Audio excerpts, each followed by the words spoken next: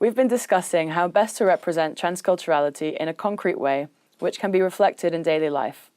We realized that the Euroculture program, as a joint master-level program on European society, culture, and politics, is a prime example of this. In order to illustrate this, we will highlight transcultural aspects of the course structure and content, and since transculturality relies on interaction between people, we will also look at ourselves, the students of Euroculture. With this purpose in mind, we conducted interviews with former, current, and prospective students to ask about their thoughts on transculturality. Their answers will be used as part of this case study to illustrate some of the aspects you learned in the previous section. So, how does Euroculture reflect transculturality? What elements of transculturality can be found in the course structure, content, and its students? First of all, let's have a look at the structure. The defining feature of the program is mobility. It allows us, as Euroculture students, to study in at least 2 different European universities and even have the option to study in a non-European partner university. While studying abroad, we are constantly adopting and assimilating other people's culture into our own and taking a few elements from everywhere and putting them into our own identity. These elements come from the country and culture we are immersed in, as well as from our international colleagues. This structure, however, is common to all Erasmus Mundus master programs. What makes Euroculture unique? Now that we've looked at the course structure, let's take a look at its content.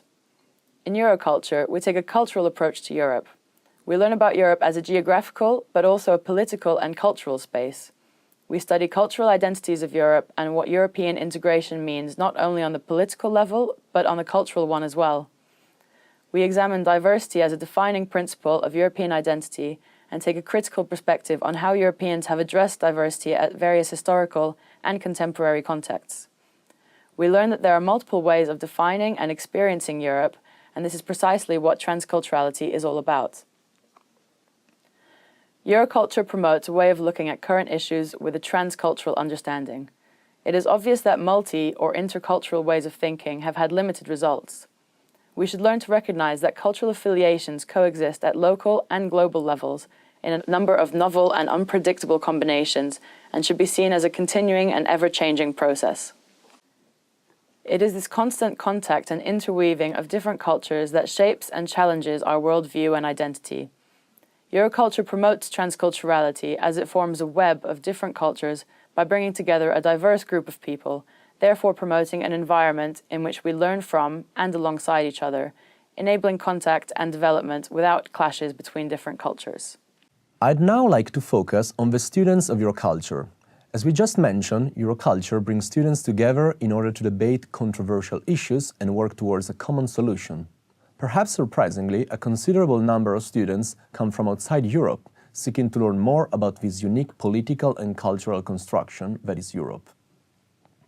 We also wanted to find out about life after Euroculture and to what extent former students could be said to be living somewhat transcultural lives.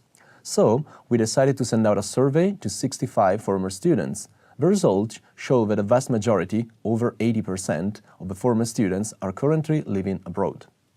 In addition to this, almost 90% find themselves frequently immersed in a culturally diverse environment. A staggering majority, 80% of the former students, agreed with us that following the Euroculture program does indeed contribute to a more culturally diverse lifestyle after the program. This is a clear indicator of what we have tried to show in this section, that the Euroculture program is both a manifestation and symptom of transculturality, a process and an outcome as well, as a driving force that will hopefully help fuel this new way of thinking in the future.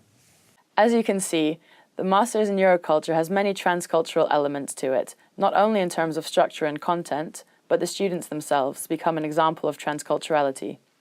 In this way, it's sort of a meta-process in that we live and experience what we are studying on a daily basis. Both the interviews and the surveys we carried out confirm our belief that transculturality is an integral part of the program and its students' lives, whether or not this is generally recognized. We hope that we have been able to show you the aspects of transculturality that you learned about in the previous section in this case study, and that this will enable you to begin to see these aspects elsewhere as well.